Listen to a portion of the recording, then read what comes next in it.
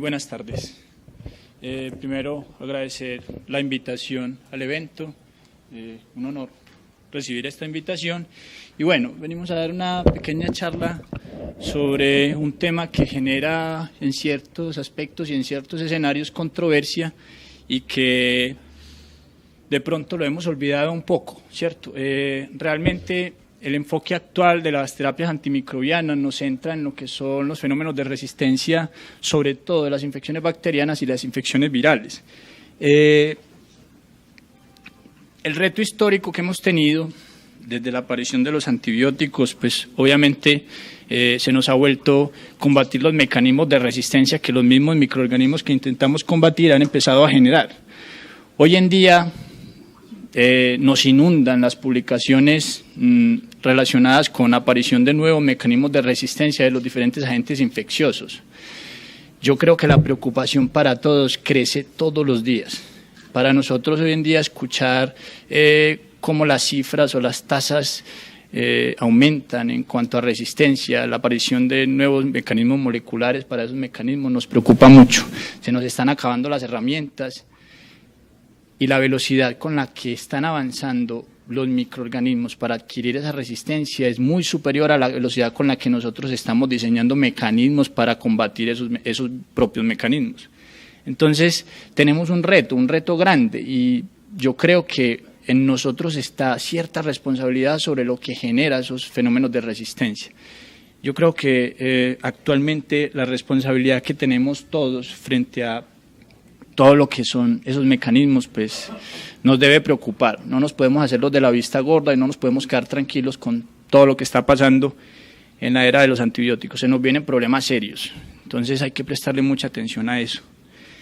Nuevos antiparasitarios, realmente si uno revisa la bibliografía o revisa la literatura actual, las publicaciones no son muchas, no son tan abrumadoras como uno quisiera. Realmente encontrar nuevas moléculas para combatir agentes que incluso han sido olvidados por algunos, pues no es tan común como uno quisiera.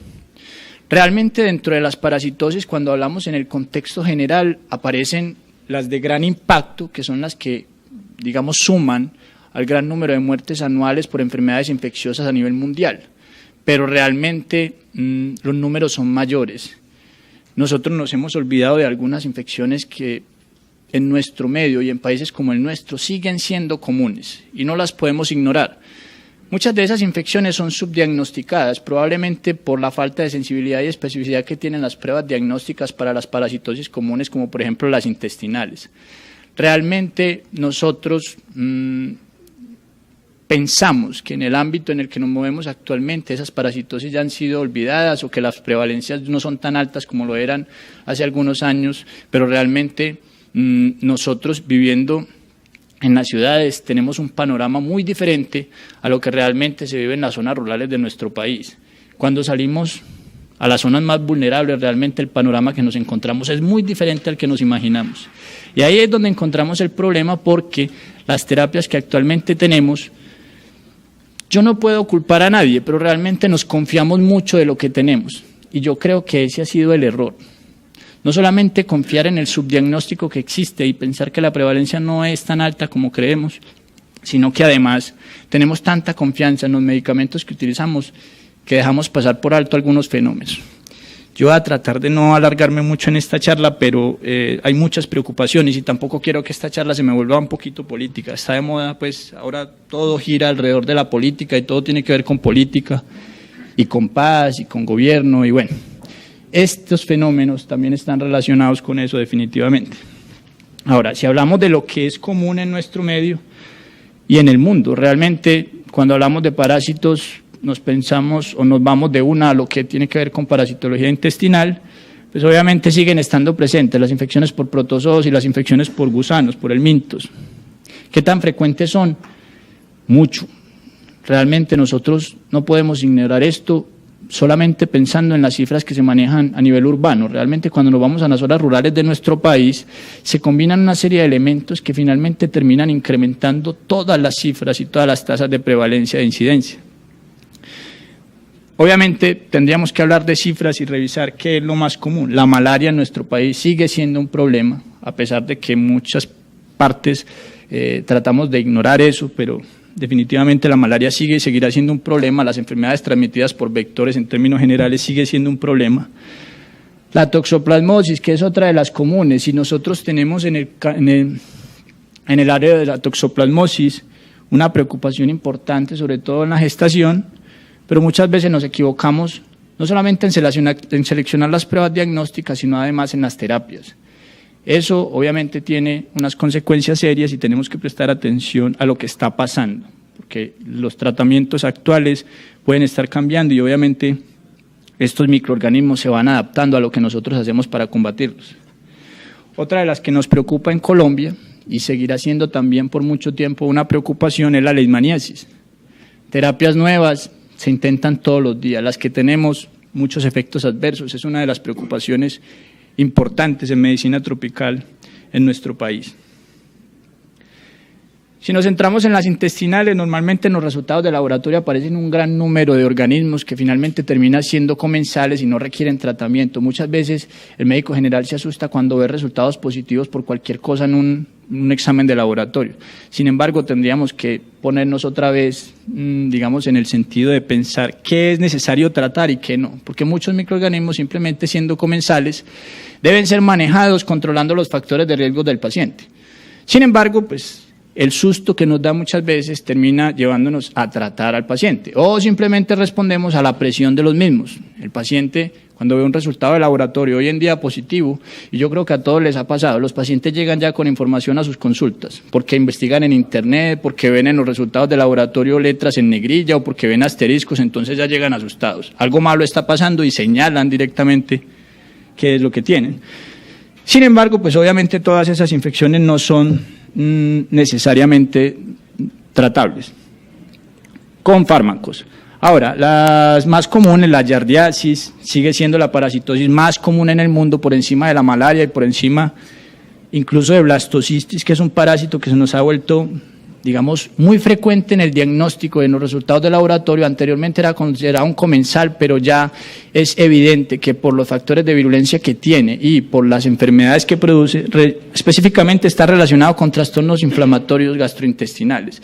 El síndrome de colon irritable aparece como la primera patología asociada a la infección por este parásito, pero obviamente si ustedes revisan la literatura van a encontrar la urticaria como una de las presentaciones clínicas comunes asociadas a esta infección. Está subiendo la prevalencia y cada vez es más común encontrarlo en los resultados de laboratorio.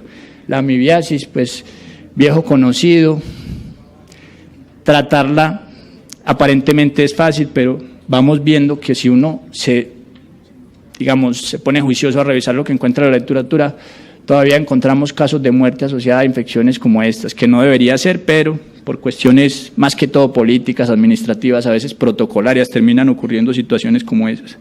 Otros menos frecuentes que son las coccidias, de importancia en los pacientes con inmunosupresión, pacientes VIH, que obviamente en nuestro país también debe ser considerado como una parte especial y existen terapias efectivas, sin embargo no para todas. Y muchas veces terminamos pensando en que solamente la terapia antirretroviral es efectiva y es eficiente para recuperar al paciente que tiene, por ejemplo, diarrea asociada a infecciones por coccidias. Lo cual es cierto hasta cierto punto, pero hay que analizarlo. En el caso de la yardiasis, pues históricamente los tratamientos convencionales para el tratamiento de infecciones anaerobias han funcionado. Sin embargo, nosotros quedamos siempre con la duda. El paciente que no es seguido por el mismo médico termina recibiendo terapias repetidas para eventos que finalmente no sabríamos. Ocurre una falla terapéutica y el paciente sigue con la misma infección, o simplemente están presentes los mismos factores de riesgo y terminan siendo manejados como una reinfección. Nos queda la duda y siempre nos quedará, a menos que el médico sea el mismo y el paciente tenga un seguimiento claro y nos preocupemos por preguntarle al paciente por los factores de riesgo que tiene. La inmunidad adquirida muchas veces también nos enreda en cuanto a lo que tiene que ver con la descripción y la clasificación de si es o no una falla terapéutica o si finalmente estamos hablando de reinfección. Recuerden que con la edad eso obviamente va disminuyendo. ¿Qué hacemos? Repetir, cambiar el tratamiento, incrementar las dosis. Muchas veces no pensamos en eso porque la yardiasis es una infección común, sobre todo en niños, en zonas rurales, pero en la ciudad tenemos un problema y es que tenemos muchos pacientes infectados que son asintomáticos, no consultan, los diagnósticos muchas veces se hacen accidentales. Ahí es cuando nos damos cuenta que hay mucha infección por Giardia en las ciudades y principalmente está asociada al consumo de alimentos en la calle. Es frecuente en ciudades como Medellín, en ciudades capital, las comidas rápidas, las comidas callejeras se vuelven cada vez más comunes y la gente muchas veces por el afán, por el afán que tenemos todos, terminamos comiendo en cualquier parte y cualquier cosa. Y eso obviamente, pues, finalmente nos debería preocupar. No le paramos bolas a eso, pero finalmente hay que pensarlo. Terapia combinada es una de las opciones que actualmente se maneja para el tratamiento y evitar las fallas terapéuticas en la giardiasis. Ahora, antagonismo entre los medicamentos, qué tanta toxicidad estamos generando y los costos, cómo elevamos los costos de las terapias si pensamos en hacer una terapia combinada para una giardiasis. Algunos dirían, para una simple giardiasis nos vamos a gastar tanto dinero, pero finalmente las fallas terapéuticas se vuelven comunes y terminamos repitiendo la terapia, prolongando la enfermedad del paciente y obviamente sería mejor pensar de entrada en una combinación. Ahora, en giardiasis, como les decía, no son infrecuentes las fallas terapéuticas. Lo que pasa es que con el sistema de salud que nosotros tenemos, y yo les decía al principio, no quiero volver a esta charla muy política, pero se hace casi que imposible hacer el seguimiento de un paciente con los sistemas que tenemos. Entonces muchas veces los pacientes terminan siendo tratados con el mismo medicamento, otra vez con las mismas dosis, vuelve a fallar la terapia y terminamos en lo mismo. La terapia combinada en los estudios, en el trabajo que yo he venido pues como evaluando de lo que se está haciendo a nivel mundial, es segura y es efectiva.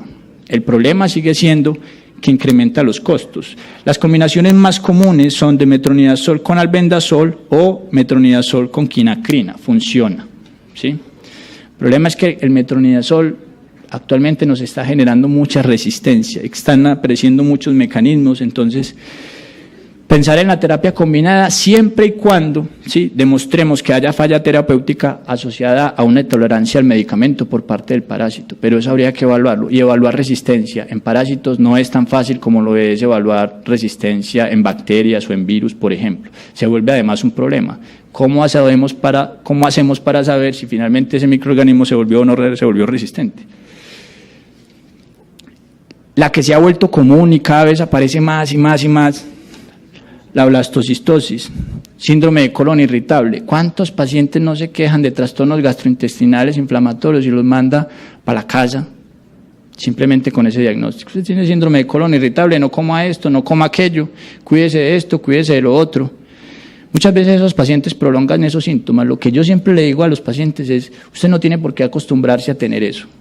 Usted tiene derecho a recibir un tratamiento, usted tiene derecho a recibir un diagnóstico acertado, que le digan qué es finalmente lo que le está generando esos trastornos, qué es lo que usted tiene, y si hay una infección asociada que se pueda tratar fácilmente, pues ¿por qué no hacerlo?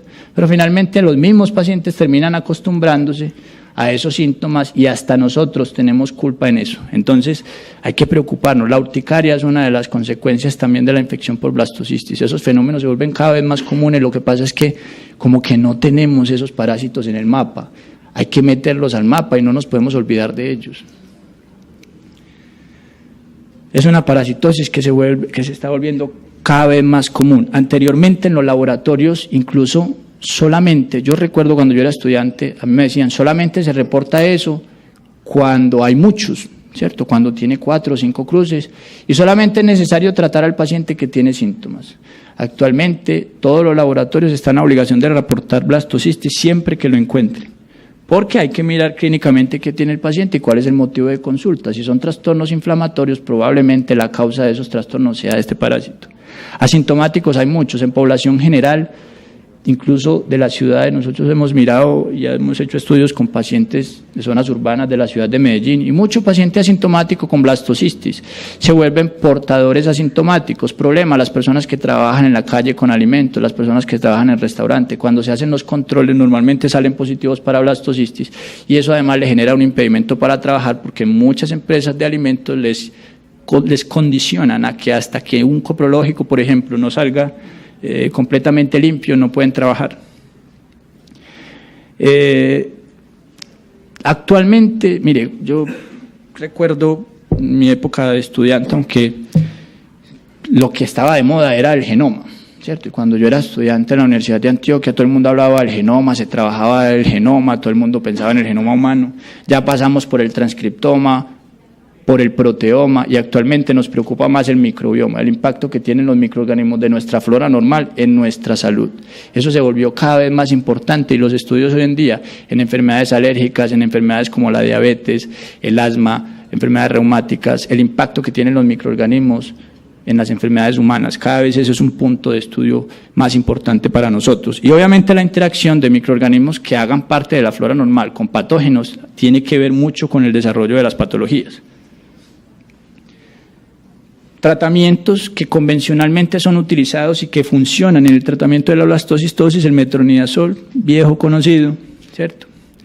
Tenemos una opción que funciona muy bien, que es el trimetoprim-sulfametoxazol. Ahora, pensar en eso en una terapia secundaria si el metronidazol no funciona. La paromomicina, no es tan fácil conseguirla, sobre todo en Colombia no es tan común encontrar promomicina en las farmacias. Otros, dentro de esos otros, pues yo realmente de lo que he podido revisar o de lo que son nuevas terapias para tratar la blastocistosis, me está fallando esto, encontramos la inclusión dentro de la terapia, además de un antiparasitario, probióticos, pero los que más efectividad han mostrado frente al tratamiento y al manejo de la infección por blastocistitis son aquellos probióticos que contienen el hongo Saccharomyces, ¿cierto? Ahora, ¿qué tan fácil es conseguir? Ponemos a los pacientes a pasear de un lado para otro tratando de encontrar probióticos que contengan este hongo, tampoco es tan fácil, entonces ahí está la cosa. Agentes inhibidores de proteasas. Como les decía anteriormente, la blastocistitis era considerada un protozoo, digamos, comensal, pero ya hemos demostrado de muchas formas que tiene factores de virulencia. Los principales son proteasas, y esas proteasas se pueden combatir. Los estudios que actualmente se desarrollan para mirar o para evaluar medicamentos contra blastocistitis tienen como blanco terapéutico esas proteasas. En eso se está trabajando actualmente. Extractos vegetales, muchas plantas. Yo realmente intenté aprenderme el nombre de algunas de esas plantas, pero me pareció innecesario realmente, porque lo que sí sabemos es que muchos de esos extractos vegetales han mostrado eficacia si los comparamos con el tratamiento convencional, que es el metronidazol. Entonces es probable que en el futuro empecemos a encontrar medicamentos relacionados con esas plantas. Terapias combinadas, lo mismo que pasaba con la yardiasis, 2 o 3 fármacos que nos puedan de pronto resolver el problema. Obviamente en la terapia que se le administra a un paciente que tiene blastocistitis habría que evaluar también la sintomatología. Si hay trastornos gastrointestinales de tipo inflamatorio, habría que empezar a pensar en la administración también de esteroides para controlar esos fenómenos inflamatorios, y en el caso de la urticaria más aún. Finalmente nos queda pensar y analizar qué pasa, cuál es la interacción que hay entre blastocistitis y la microbiota. Normalmente los pacientes se vuelven más sintomáticos después de recibir cargas de antibióticos por vía oral. Probablemente esos microorganismos controlen el crecimiento de blastocistitis. Cuando nosotros hacemos un barrido de la flora intestinal normal con antibióticos por vía oral, el parásito incrementa su crecimiento y por lo tanto incrementarán también los efectos que este tiene sobre el proceso inflamatorio. Y la pregunta o las preguntas que nos quedan: ¿necesario tratarlos a todos? Difícil de contestar porque no sabemos en qué momento la infección por el parásito que está ahí latente pueda empezar a desencadenar síntomas. Habría que mirar bien cuál es la clínica que tiene el paciente. El subtipo de blastocistitis ya sabemos por análisis moleculares cuáles son los subtipos de blastocistitis que están asociados a infecciones humanas. El problema es que no hay pruebas disponibles en el medio, en los laboratorios clínicos, para hacer ese diagnóstico, entonces tendríamos muchas dudas. Evaluar también la actividad de esas proteasas y mirar cómo los medicamentos que están enfocados en el bloqueo de esas proteasas pueden funcionar. Mirar también trastornos inmunológicos que tenga el paciente. Si el paciente tiene de base una enfermedad de Crohn, un trastorno inflamatorio gastrointestinal que no está asociado a una infección, con la presencia del parásito, todos esos síntomas se van a incrementar. Y finalmente, evaluar también la interacción que existe entre la flora normal y ese parásito, ¿sí? Infección o colonización, ya no tenemos ahí, digamos, ninguna razón para pensar que el parásito en algún momento pueda desencadenar los síntomas. Con los nitroimidazoles para la amibiasis, a pesar de la baja eficacia y resistencia que aparece se siguen utilizando. Metronidazol, tinidazol, secnidazol, los que conocemos. Tratamiento luminal, difícil de conseguir en Colombia, no existe. Falla terapéutica, resistencia, sigue siendo presente. Como les decía al principio, es inconcebible que todavía encontremos casos reportados de pacientes que mueren por complicación de una infección por amibas.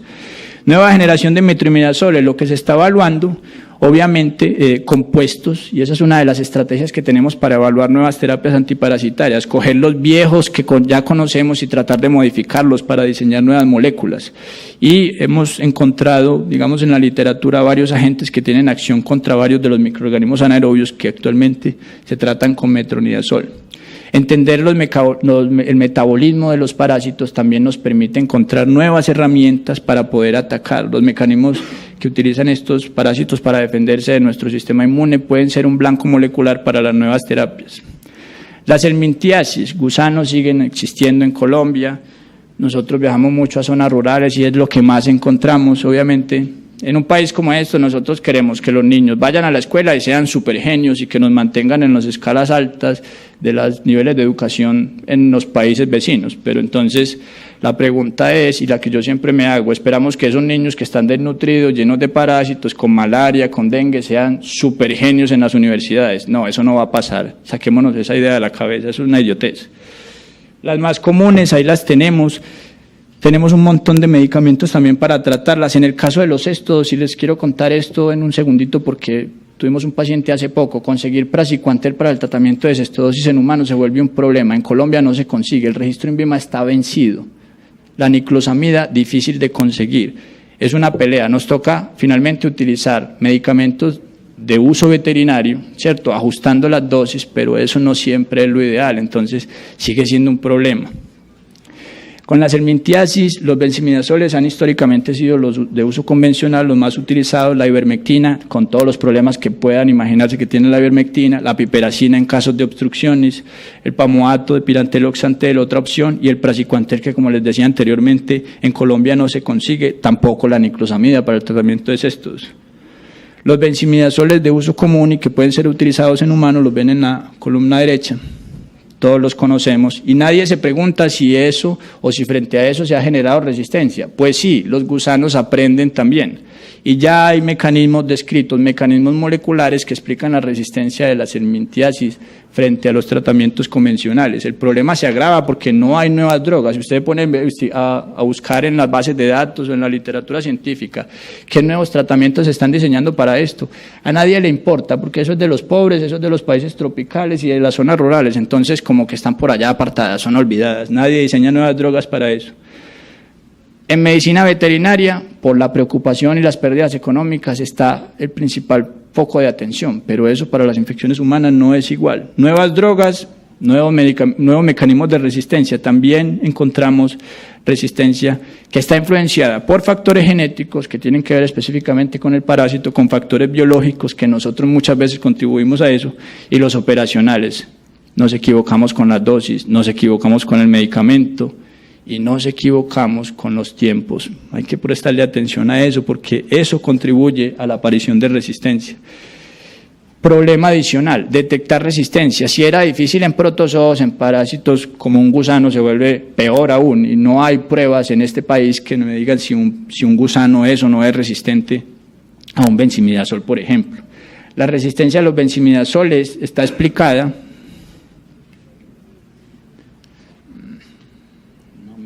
¿Me puedes pagar la? Ya, ahí. Ya están descritos los mecanismos moleculares, es decir, los polimorfismos de nucleótidos simples. Un cambio simple en un nucleótido es suficiente para que en un gen como el de la beta-tubulina, si conocemos el mecanismo de acción de los benzimidazoles, sabemos que está relacionado con esto, y un solo cambio, el más común es el cambio en el codón 200, donde se cambia un solo aminoácido, y eso es suficiente para generar resistencia. Sin embargo, eso no lo explica todo. Incluso la OMS, ¿cierto? La Organización Mundial de la Salud recomienda hacer tratamiento masivo en comunidades donde las parasitosis superan una prevalencia del 80%, pero eso también ha contribuido en cierta parte a la resistencia, porque esas desparasitaciones masivas contribuyen a la aparición de nuevas variantes de organismos que finalmente terminan siendo resistentes. Entonces, todo eso contribuye a la resistencia. Con la malaria, que sigue siendo un problema en Colombia y que sigue siendo un problema en el mundo, sigue siendo uno de los puntos de atención para las enfermedades tropicales, hay que evaluar ciertas características antes de pensar en los tratamientos. Entonces, rápidamente les voy a decir, hay que mirar si eso no es complicada, la especie del parásito, la parasitemia, la edad, menores de 2 años, o la gestación, la tolerancia al tratamiento por vía oral y episodios previos de malaria, ¿sí? Para mirar si se han reportado episodios o fenómenos de resistencia. Para cada escenario tenemos un tratamiento diferente, la guía colombiana está actualizada, hay que revisarla, hay que mirar qué hacer con el paciente malárico. Malaria y los otros parásitos que ya mencionamos anteriormente normalmente están muy asociados, vienen de las mismas zonas y terminan siendo tratados para malaria y también para parásitos intestinales. No me voy a detener tanto acá porque el tiempo está como corto, pero digamos que con la malaria tenemos hasta el momento resistencia a la cloroquina. ¿Se están evaluando nuevos medicamentos? Sí. Lo que más atención llama en este momento con malaria es la evaluación de vacunas, pero ustedes saben muy bien que el diseño de vacunas contra Plasmodium ha sido muy difícil y sigue siendo un problema. En el caso de la toxoplasmosis, que es otra de las infecciones parasitarias comunes, tenemos que también evaluar 3 escenarios: el paciente inmunocompetente, el paciente inmunosuprimido y la infección congénita, para tratar o a la gestante, o al niño, o el binomio en todo caso, ¿cierto? ¿Qué tenemos? La pirimetamina con varias combinaciones, con sulfadiazina, que es la más común y es efectiva sobre todo en los pacientes VIH, pirimetamina más clindamicina, pirimetamina más acitromicina o más atovaquona. Otra opción que funciona muy bien y cubre, de hecho en la profilaxis para un paciente VIH es muy importante, la administración de trimethoprim-sulfa, también cubre infecciones por Pneumocystis jirovecii, un hongo que normalmente causa neumonía en esos pacientes. Entonces, es de importancia tenerlo en cuenta. La espiramicina para el tratamiento, sobre todo de la gestante. No podemos darle pirimetamina, no podemos darle sulfadiazina. Entonces, la opción siempre a pensar en las gestantes es la espiramicina. En el caso de las búsquedas de nuevos medicamentos para el tratamiento de la toxoplasmosis, una nueva estrategia. Ya habíamos visto con los nitroimidazoles que buscar esas moléculas y tratar de modificarlas para obtener nuevos compuestos es una estrategia. Otra estrategia es la reutilización de medicamentos. Nosotros lo hemos visto históricamente con medicamentos que son, por ejemplo, para enfermedades metabólicas y que terminan sirviendo para tratar enfermedades infecciosas. Un caso particular, la amantadina, todos la conocemos como un antiviral, pero sabemos que la amantadina funciona bien en el tratamiento de la enfermedad de Alzheimer, y así hay muchos ejemplos. Entonces, con toxoplasmosis se está intentando buscar, con métodos específicos, medicamentos que sean utilizados, por ejemplo, en estas publicaciones recientes se encontró un efecto o un impacto muy positivo en el bloqueo de la invasión y la replicación del parásito con la pimosida, que es un anticonvulsivante, y en el tamoxifeno. Ahora, evaluar la toxicidad ya se evaluó, ¿cierto? Habría que mirar cómo se hace la dosificación y cómo se hace la terapia. Finalmente, esa reutilización hay que pensarla bien. 2 diapositivas y termino. Esta es la leishmaniasis. ¿Qué tenemos para la leishmaniasis? Antimonios pentavalentes, la más común, glucantime, tóxica hasta donde ustedes se quieran imaginar. Anfotericina B, todos los efectos adversos que ustedes le conocen a la anfotericina B. La pentamidina, los mismos efectos adversos que los antimoniales. La miltefosina, de todas las opciones, es la menos tóxica, es la que menos efectos adversos genera, pero también es la menos eficiente en el tratamiento de la enfermedad. Entonces nos quedamos sin herramientas. ¿Qué se hace en este caso? Entonces, aquí en Colombia se hace mucha investigación para buscar nuevas terapias contra la leishmania. El Programa de Estudio y Control de Enfermedades Tropicales, el PECET, normalmente está haciendo investigaciones para buscar vacunas, para buscar terapias nuevas. Actualmente se está trabajando aquí en Colombia, aquí en Medellín, con un producto de uso tópico a base de anfotericina B combinado con otros medicamentos, pero esos resultados todavía no son concluyentes. Y en una visita que yo hice a uno de los investigadores, lo que me contaba es, estamos esperando ya los últimos resultados para mirar si efectivamente se puede aplicar clínicamente o no. Ojalá, y esperemos que sí, porque los tratamientos que actualmente tenemos para la leishmaniasis son peores incluso que la enfermedad. Entonces, eso es una preocupación creciente. Y obviamente existen otras terapias que están siendo evaluadas, digamos, que tienen efectos sobre varias parasitosis. tripanosomiasis, yo no voy a hablar de tripanosomiasis, esta es mi última diapositiva, leishmaniasis, malaria, ¿cierto? En esas líneas para el desarrollo de nuevos antiparasitarios estamos en este momento buscando derivados, buscando modificar las moléculas que ya no conocemos, buscando nuevas moléculas, extractos vegetales para tratar las parasitosis, pero se hace un trabajo arduo y tedioso. Los puntos clave finales, ya para terminar. Entonces, la resistencia es un fenómeno que no pensamos mucho en las infecciones parasitarias, pero es muy común. Es que vuelvo a lo mismo, no tenemos en el escenario esas parasitosis, hay que meterlas otra vez al ruedo. Nuevas moléculas, muy pocas. No es lo mismo pensar en terapias con antibióticos para infecciones bacterianas y de hecho antivirales. Usted encuentra de eso toneladas de información, con parásitos no es igual. Reexaminar los que ya conocemos, tratar de modificarlos, tratar de encontrar nuevos productos que nos ayuden a combatir esas enfermedades infecciosas, nuevos derivados de esas moléculas. La reutilización, que es una técnica que se está haciendo mucho, mirar medicamentos que ya existen, que ya sabemos cuál es su toxicidad, que ya sabemos cuál es su mecanismo de acción y mirar cómo las podemos incluir en las terapias antimicrobianas, principalmente en las de tratamiento de parásitos. Y finalmente el docking molecular, que eso es lo que actualmente hace el PC, el Programa de Estudio y Control de Medicina Tropical, para buscar tratamientos contra la leishmania. Ese docking molecular es simplemente una búsqueda de moléculas y de compatibilidad entre moléculas con sus blancos moleculares, utilizando la informática como una herramienta. El próximo año nosotros ya estamos organizando el Congreso de la Asociación Colombiana de Parasitología de Medicina Tropical, será en octubre y trataremos de expandir más estas temáticas en ese escenario. Muchas gracias.